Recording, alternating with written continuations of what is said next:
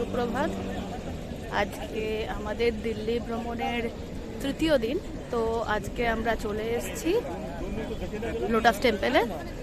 তো lotus temple আসতে গেলে আমরা যেহেতু ছিলাম রামকৃষ্ণ আশ্রম মার্গের মেট্রোর কাছে, তো আমরা ওখান থেকে ডাইরেক্ট মান্ডি বাজার এসেছি। মান্ডি বাজার থেকে ভায়োলেট লাইন নিয়ে কালীবাড়ির যে মন্দির স্টপেজ আছে সেখানে নেমে জাস্ট হাঁটা পথ 10 মিনিটের তো চলে এসেছি। কিসের মতন মন্দির যে রয়েছে সেটা মেট্রো স্টেশন থেকে অ্যারাউন্ড 1 কিলোমিটার। তো অটোও নেওয়া যায় বা হেঁটেও আসা যায়, যা খুশি। এটা হচ্ছে লোটাস টেম্পলের পুরো জায়গাটা।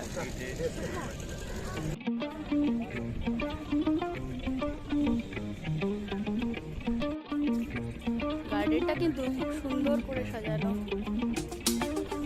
দূর থেকে মনে হচ্ছে গাছগুলোতে যেন কমলা লেবু হয়ে রয়েছে, কিন্তু আদপেও তাই নয়।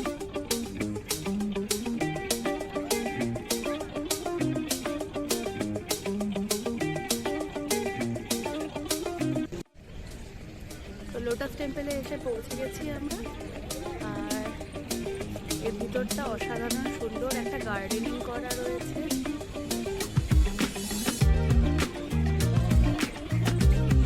জায়গাটা খুব সুন্দর, মেঘলা করেছে তাই জন্য ঠান্ডা তো লাগছে না, একটু টেম্পারেচারটা গরম হয়ে রয়েছে।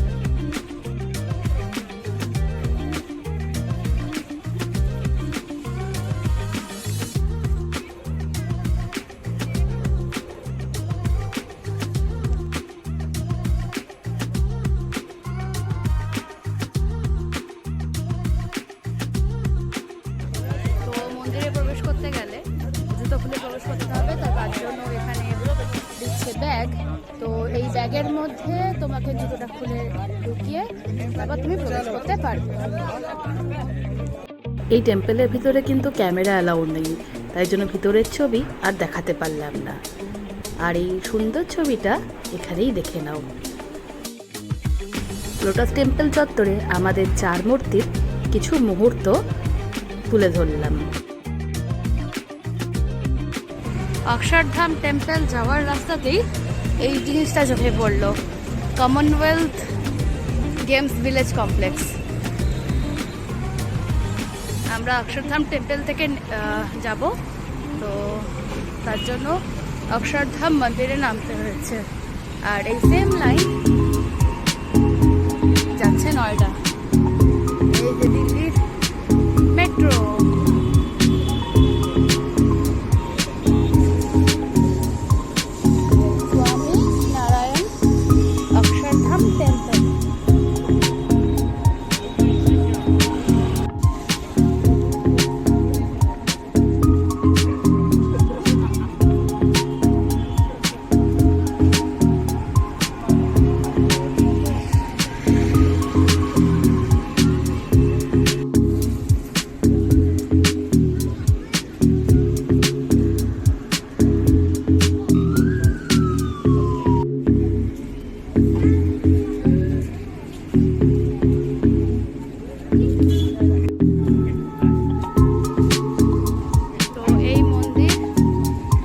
প্রত্যেকটা সোমবার করে বন্ধ থাকে, তো যারা আসবেন অক্ষরধাম টেম্পলে সোমবার বাদ দিয়ে আসবেন।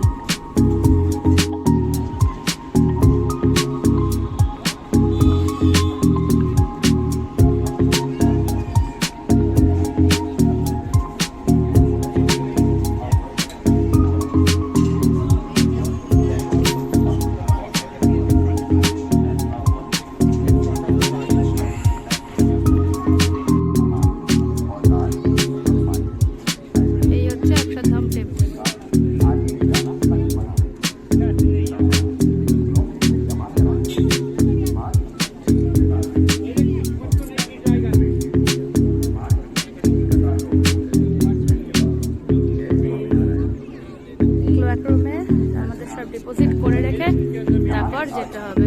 এই ভিতরে কোনো কিছু অ্যালাউড না, ছবি ফটোগ্রাফি ব্যাগ সব কিছু এই জায়গায় রেখে আমাদের ভিতরে যেতে হবে।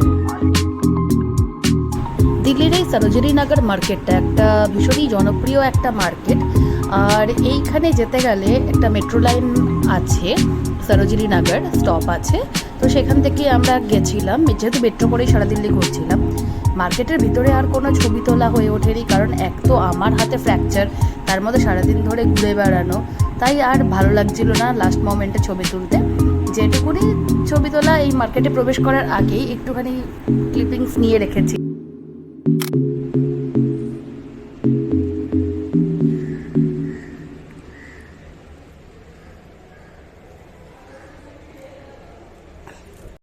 Good morning.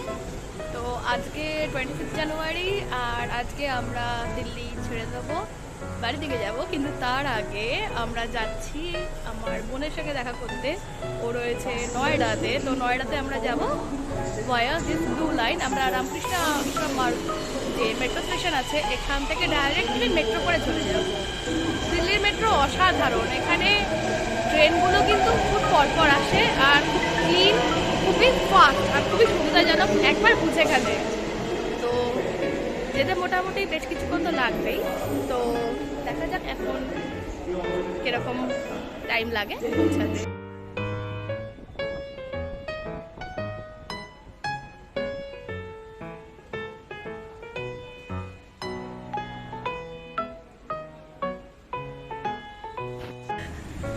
তো অ্যাট লাস্ট বিপাশার বাড়িতে এসে পৌঁছেছি।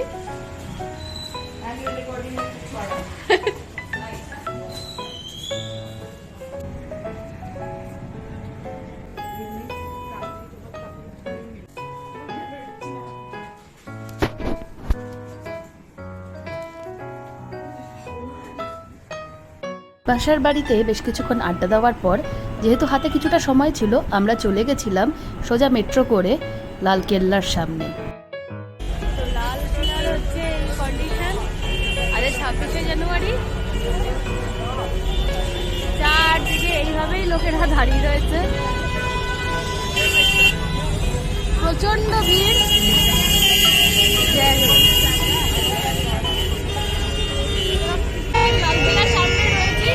আজকে আমাদের ট্রেন রয়েছে, তারপরও এসছি, ট্রেন বেশ দেরি আছে। তো এখন লালকিল্লা, তো 26শে জানুয়ারি উপলক্ষে লালকিল্লা তো বন্ধ, বাট লালকিল্লার বাইরে এই কুলফিওয়ালার কাছ থেকে যে কুলফি আমরা নিয়েছি, এই সন্ধ্যাবেলায় ঠান্ডার মধ্যে অসাধারণ খেতে লাগছে। কুলফিটা কিন্তু সত্যিই ভালো। আর আমরা এই এখন ঘরে ফেরার উদ্দেশ্যে ট্রেনের জন্য যাচ্ছি নিউ দিল্লি স্টেশন। যদিও ট্রেনের টাইমিংয়ে একটু টাইম রয়েছে, তাও একটু আগে পৌঁছানোটাই বাঞ্ছনীয়। ঘুরতে যাব এটাই সব থেকে বেশি ভালো লাগে। ঘোরাটা শেষ হয়ে গেল যেন হুশ করে। তো আবার অপেক্ষা, আবার কাজকর্ম সব চলবে, আবার নেক্সট ট্রিপের জন্য অপেক্ষা করব সময়ের জন্য। আজকের মতো এই পর্যন্ত, বাই বাই।